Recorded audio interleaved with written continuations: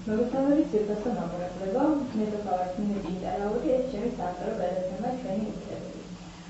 პირველ რიგში მინდა ჩემი გადაცემის თემატიკა გადაცნოთ, რომელიც ჩემი გადაცემის თემა იქნება საავტორო უფლებები და ამასთანავე ინტელექტუალური საკუთრება. Aku შევეხსენებ, რომ 26 აპრილი არის ინტელექტუალური საკუთრების საერთაშორისო დღე, შესაბამისად ამ დღის დაიწყება რამდენიმე პოზიციება. და aku იმედს ვიყავ, რომ დღევანდელი ჩემი გადაცემა უზარმაზარი ფორმატით იქნება, გადაცემა იქნება ერთბლოკიანი და ამ ერთბლოკში მე შევეცდები დეტალური ინფორმაცია მოგაწოდოთ, თუ რა არის საავტორო უფლებები, როგორ შეგვიძლია ჩვენ მისი დაცვა და დავიწყოთ. პირველ რიგში მინდა ზოგადი განმარტება მოგესალმოთ საავტორო უფლებების. საავტორო უფლებები ეს არის ცნება სამოქალაქო სამართალში, რომელიც ასახავს იმ უფლებათა ერთობლიობას, რომელიც ეკუთვნის მეცნიერების, ლიტერატურის, ხელოვნების ნაწარმოებების შემქმნელს ან ავტორს, ან მის მემკვიდრეს.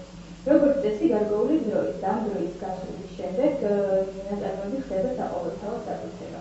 საავტორო უფლება ვრცელდება როგორც უკვე გითხარით, მეცნიერების, ლიტერატურის და ხელოვნების ნაწარმოებებზე, რომლებიც წარმოადგენს ინტელექტუალურ შემოქმედებითი საერთიანობის შედეგს. და განურჩევად იმ ფაქტებისა, რომ ეს ნაწარმოების დანიშნულების როგორი დანიშნულება აქვს მისი ავკარგიანობისა, ჟანრისა, მოცულობისა, გამოხატვის ფორმისა და საშუალებებისა. და ეს ნაწარმოები შეიძლება იყოს როგორც გამოხატული, ასევე გამოუხატებელი. ასევე მინდა გითხრათ, რომ საავტორო უფლებები არ ვრცელდება იდეებზე, მეთოდებზე, პროცესებზე, ასევე სისტემებზე, საშუალებებზე, კონცეფციებზე, პრინციპებზე, აღმოჩენებსა და ფაქტებზე. მაშინაც კი თუ ისინი გამოხატულია რაიმე ნაწარმოებში. საავტორო უფლება მეცნიერების, ლიტერატურისა და ხელოვნების ნაწარმოებებზე წარმოიშვა მათი შექმნის მომენტიდან და ნაწარმოების შექმნილად ითვლება, როდესაც ის გამოხატულია რაიმე ობიექტური ფორმით და ჩვენ გვაქვს მისი აღქმისა და რეპროდუქციის საშუალება.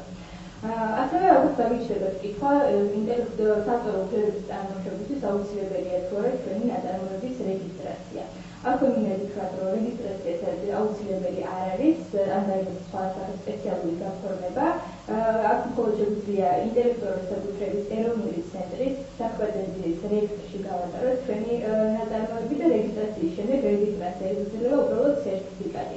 რა თქმა უნდა, ეს არ ნიშნავს, რომ საქმედები მოხსნეს ჩვენ ავტორობის პრეზუმპციას, თუმცა ამ დროს გატარდება ჩვენი ნაწარმოების უშუალო ჩამოყალიბების თარიღი და მას შემდეგ, რაც ჩვენი ნაწარმოები გამოყენებული იქნება სხვადასხვა სახით, თითოეულ ეგზემპლარზე გაჩნდება ჩვენი საავტორო უფლებების 3 ელემენტი. ეს იქნება პირველი ლათინური ასოც წერტილში, როგორც უკვე თქვენთვის არის ცნობილი.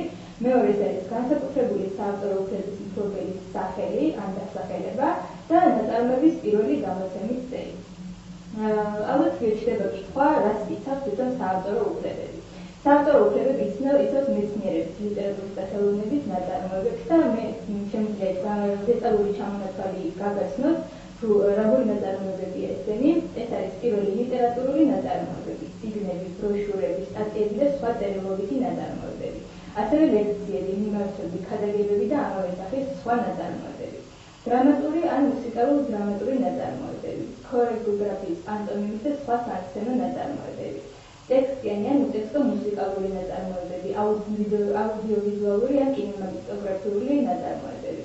სახვითი ხელოვნების, ფერწერული, სკულპტურული ნაწარმოებები, გრავიურა და ლითოგრაფია, თეატრალურ-დეკორატიული ხელოვნების ნაწარმოებები. ფოტოგრაფიული ან ფოტოგრაფიის ანალოგიური საშუალებით შექმნილი ნაწარმოებები, დეკორატიული გამოყენებითი და მონუმენტური ხელოვნების ნაწარმოებები, ასევე რუკები, გეგმები, ესკიზები, კომპიუტერული პროგრამები და სხვა.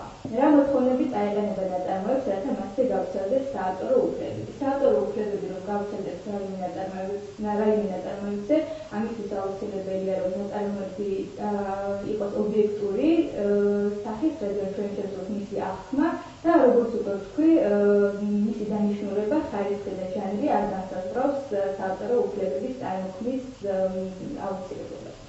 რასახით ნაწარმოებებზე არ ვრცელდება საავტორო უფლებები. საავტორო უფლებები არ ვრცელდება ოფიციალურ დოკუმენტებზე, როგორც არის კანონები, სასამართლოს გადაწყვეტილებები, ადმინისტრაციული და ნორმატიული ხასიათის სხვადასხვა ტექსტები და ასევე მათი ოფიციალური თარგმანები.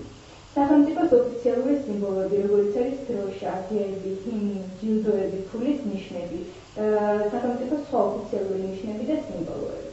ასევე ინფორმაციული ფაქტებისა და მოვლენების შესახებ. საავტორო უფლებები ასევე ავრცელდება იდეებზე, მეთოდებზე, პროცესებზე, სისტემებზე, საშუალებებზე, კონცეფციებზე და პრინციპებზე. ასევე აღმოჩენებსა და ფაქტებზე, მაშინაც თუ ისინი გამოხატულია, ახსნელია, აღწერილია, ან ილუსტრირებულია სხვადასხვა ნაწარმოებში.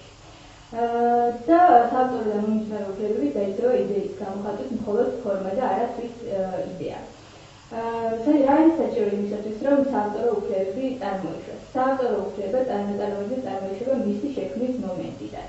და ასევე პირი, რომელიც ნაწარმოების ორიგინალზე ან ასლზე სათანადო წესითაა აღნიშნული, როგორც ავტორი, მიიჩნევა ამ ნაწარმოების ავტორად, ვიდრე სხვა რაიმე ფაქტი არ იქნება დადასტურებული. რადგან ჩვენ ვიცით, რომ ძალიან ხშირად არის ესეთი ფაქტები, როდესაც დავა ორ ადამიანს შორის მიდის სასამართლომდე, სასამართლო პროცესები, რა თქმა უნდა, ჩვენ კარგად ვიცით, რომ არ არის მოკლებადიანი, ეს ძალიან გრძელ ვადებთან არის დაკავშირებული. და შესაბამისად, მაშინ, როდესაც ოფიციალურად დადასტურდება, მხოლოდ მაშინ გადავა ინტელექტუალური საკუთრება ნამდვილი მოსაკუთრის მფლობელობაში. ასევე ალბათ წარმოიშვება კითხვა თვითონ საქართველოს მოქალაქემ როგორ უნდა დაიცვას თავისი ინტელექტუალური საკუთრების უფლება საზღვარგარეთ. საქართველოს მოქალაქის საავტორო უფლებები ავტომატურადაა დაცული ლიტერატურისა და ხელოვნების ნაწარმოებთა დაცვის შესახებ ბერნის კონცეფციის მონაწილე წევრ ქვეყნებში. შესაბამისად, რაიმე რეგისტრაციის აუცილებლობა არ წარმოადგენს, მაგრამ მფლობელს უფლება აქვს ასევე თავისი ინიციატივით გაატაროს ის რეგისტრაციაში, ან ასევე დეპონირების საშუალება. და მე აგიხსნით ამ ტერმინის შინაარს, ეს არის ფულადი თახის, ფასიანი ქაღალდის და სხვა ფასეულობის შესანახად საკრედიტო დაწესებულებისთვის გადაცემა. და თვითონ საქართველოში აქვს თუ არა დეპონირებას რაიმე დანიშნულება და რაიმე მიზანი, ამასაც გავაცნოთ ახლა. ისევე როგორც ბევრ ქვეყანაში, საქართველოს კანონი საავტორო და მომიჯნავე უფლებების შესახებ, ავტორის ან საავტორო უფლებების სხვა მფლობელის სურვილის შემთხვევაში ითვალისწინებს ნაწარმოების ორიგინალის ან ასლის 100% დეპონირების შესაძლებლობას. მას შემდეგ, რაც 100% მოხდება ეს დეპონირება, თქვენ გადმოგეცემათ სერტიფიკატი და მხოლოდ ეს ადასტურებს მხოლოდ დეპონირების ფაქტს. და ეს ნიშნავს, რომ თქვენი ინტელექტუალური საკუთრება არსებობს. დეპონირებისას განცხადებებმა არ უნდა დაარღვიოს სხვა პირთა საავტორო ან სხვა უფლებები. ამასთან 100%-ში წარმოდგენილი დოკუმენტაციის ზუსტისა და უაკtualებაზე პასუხისმგებელია თავად განცხადებელი. დეპონირებულ ნაწარმოებთან დაკავშირებული ინფორმაცია საჯარო შეიძლება გახდეს მხოლოდ თავად განცხადებლის ინიციატივით. საავტორო უფლებების მფლობელი შეიძლება იყოს თავად ავტორი, ან იმ შემთხვევაში, თუ ის გადაცემს სხვანაირების მიერ პირს, ეს მასზე არის დამოკიდებული. ასევე საავტორო უფლებები შეიძლება ეკუთვნოს არა ერთ, არამედ რამდენიმე ადამიანს, იმ შემთხვევაში, თუ ეს ნაწარმოები შექმნილია რამდენიმე ადამიანის მიერ, ერთობლივად. აუდიოვიზუალური ნაწარმოების შემთხვევაში ავტორებად მიიჩნევიან დამდგმელი რეჟისორი, სცენარის ავტორი, დიალოგების ავტორი. ავტორი ტექსტიანი ან უტექსტო მუსიკალური ნაწარმოებისა, რომელიც სპეციალურად არის შექმნილი ამ აუდიოვიზუალური ნაწარმოებისთვის. ასევე უნდა აღინიშნოს აუცილებლად, რომ ნაწარმოების ავტორს გააჩნია ორგვარი უფლება, ესენი არის ქონებრივი და არაქონებრივი უფლებები. და ჩამოგიჩნით, მე ავტორის პირველ რიგში ავტორის არაქონებრივ უფლებებს. ავტორის არაქონებრივი უფლებებია. უფლება აღიარებული იქნეს ნაწარმოების ავტორად და მოითხოვოს თავისი სახელის მითითება ნაწარმოების ყოველ ეგზემპლარზე ან ნებისმიერი სახის გამოყენებისას. და ეს უფლება, მოკლედ რომ ვთქვათ, არის ავტორობის უფლება. მეორე, ეს არის უფლება მიუთითოს ფსევდონიმი ან მოითხოვოს ფსევდონიმის მითითება ნაწარმოების ყოველ ეგზემპლარზე ან ნებისმიერი სახის გამოყენებისას. ასევე უარი თქვა სახელის მითითებაზე და ეს შეიძლება მოკლედ აღნიშნოთ როგორც სახელის უფლება. ასევე უფლება მიიღოს გადაწყვეტილება, როდის, სად და რა ფორმით გახადოს ცნობილი ნაწარმოების შექმნის ფაქტი. უფლება ნება დაცვას შეიტანა ცვლილებების ნაწარმოებში, სათავეში ან ავტორის სახელში, ნაწარმოების ხელშეუხებლობის უფლება. უფლება დაიცვას ნაწარმოები ყოველგვარი დამახინჯების ან სხვაგვარი ხელყოფისგან, რამაც შეიძლება შელახოს ავტორის პატივი, ღირსება ან საქმიანი რეპუტაცია. ეს არის რეპუტაციის პატივის უფლება. და უფლება ნეება დაართოს სხვა პირებს დაუცონ მისი ნაწარმოების სხვა ნაწარმოებები. ეს იქნება ილუსტრაცია, წინასიტყვაობა, ბოლოსიტყვაობა, კომენტარი თუ სხვა. უფლება საჯაროდ მოითხოვოს ნაწარმოების გამოყენების შეწყვეტა, ნაწარმოების გამოხმობის უფლება. პირადი არაქონებრივი უფლებები ავტორს ეკუთვნის მისი ქონებრივი უფლებებისგან დამოუკიდებლად და უნარჩუნდება ქონებრივი უფლებების დათმობის შემთხვევაში. ავტორის პირადი არაქონებრივი უფლებების გასხვისება დაუშვებელია. ახლა გადავიდეთ მეორე ნაწილზე, ეს არის ავტორის ქონებრივი უფლებები. ავტორს ან საავტორო უფლების სხვა ფუნქციებებს აქვს ნაწარმოების ნებისმიერი სახის გამოყენების განსაკუთრებული უფლება, რაც გულისხმობს მის უფლებას განახორციელოს, ნება დაართოს ან აკრძალოს. პირველი, ეს არის ნაწარმოების რეპროდუცირება. ნაწარმოების რეპროდუცირება შეიძლება განხორციელდეს სხვადასხვა ფორმით. მათ შორის გადაბეჭდის ან ასლის გადაღების გზით, მაგნიტური ფირის გამოყენებით, ციფრული ფორმით, თანამედროვე ტექნოლოგიების გამოყენებით. ასევე ნაწარმოების ორიგინალის ან ასლების საზოგადოებაში გავრცელების, გაყიდვის ან საკუთრების სხვა ფორმის გადაცემის გზით.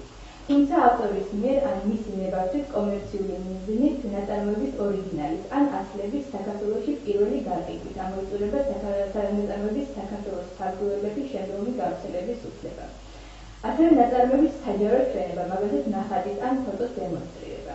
ნაწარმოების საჯარო შესრულება, მათ შორის ნაწარმოების საზოგადოებისთვის უშუალოდ დეკლამაციის, სიმღერის, ცეკვის ან სხვა სახით ნებისმიერი მოწყობილობის მეშვეობით.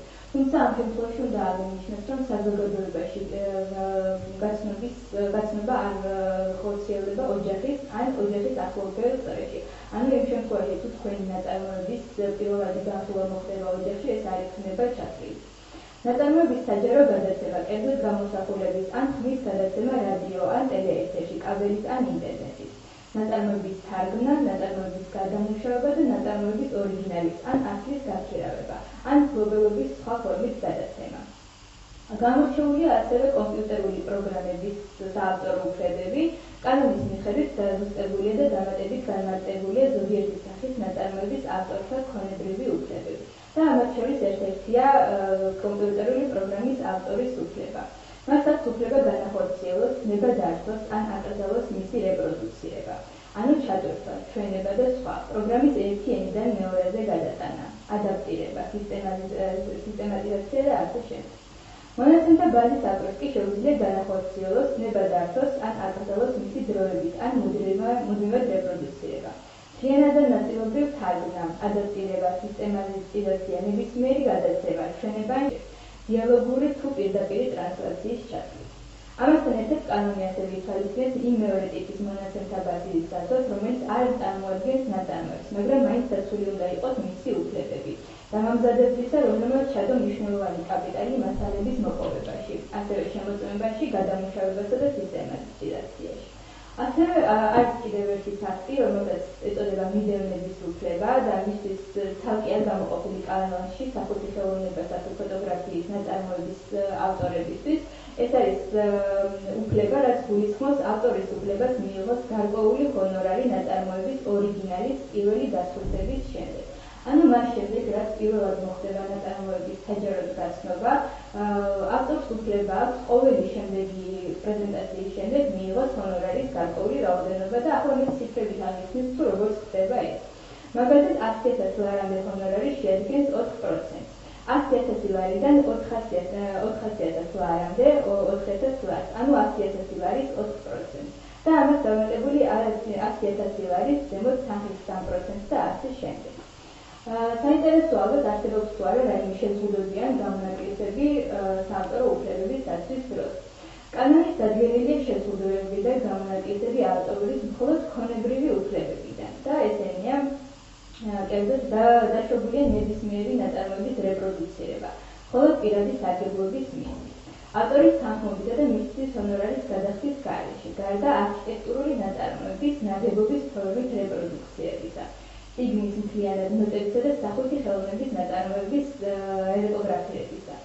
აუდიოვიზუალური ნაწარმოების, ფოტოგრამაზე ან ვიდეოგრამაზე ჩაწერილი ნაწარმოების რეპროდუქციებისა. ამ უკანასკნელ შემთხვევაში ჰონორარს იხდიან რეპროდუქციებისას გამოსაყენებელი მოწყობილობების, აუდიო და ვიდეო აპარატურა და სხვა და მატერიალურ მატარებელთა, ფირი, კასეტა, კომპაქტ დისკი და სხვა წარმოებლები და იმპორტიორები. ავტორის თანხმობისა და მისთვის ჰონორარის გადახდის გარეშე დაუშვებელია. ბიბლიოთეკებისა და არქივების მიერ ერთეულ ასლად განადგურებული, დაკარგული ან სარგებლობისთვის გამოუსადეგარი ეგზემპლარის რეპროდუცირება მოგების მიუღებლად. ფიზიკურ პირთა მოთხოვნით ცალკეული სტატიებისა და სხვა მცირე ნაწარმოებების მოკლე ნაწყვეტების რეპოგრაფია, სასწავლო, სამეცნიერო ან პირადი მიზნით. ნაწარმოების ციტირება ან ილუსტრაციის სახით გამოცემაში გამოყენება სამეცნიერო, პოლემიკური, კრიტიკული და საინფორმაციო მიზნებისთვის. ასევე მიმდინარე საკითხებზე პერიოდულ გამოცემაში უკვე გამოცემული სტატიების რეპროდუცირება, ჟურნალ-გაზეთების მეშვეობით ან საჯარო გადაცემა, თუ ეს პირდაპირ არ არის აკრძალული. მიმდინარე მოვლენების პროცესში დანახული ან მოსმენილი ნაწარმოების რეპროდუცირება ან საჯარო გადაცემა საინფორმაციო მიზნით. საჯარო წარმოქმნილი პოლიტიკური მოხსენების, ლექციის, მიმართვის, ქადაგების, სასამართლო პროცესებზე წარმოქმნილი სიტყვის რეპროდუცირება, ჟურნალებისა და სხვა პერიოდული გამოცემების მიერ ან საინფორმაციო მიზნით გადაცემა. ასევე თავისუფალი დასწრების ღია ადგილებში, მუდმივად განლაგებული არქიტექტური, ფოტოგრაფიული, სახვითი ხელოვნების ნაწარმოებების რეპროდუცირება ან საჯარო გადაცემა. მუსიკალური ნაწარმოების საჯარო შესრულება, ოფიციალური სამგრელოვიარო და რელიგიური ცერემონიების დროს. ასევე სასამართლო წარმოებისას.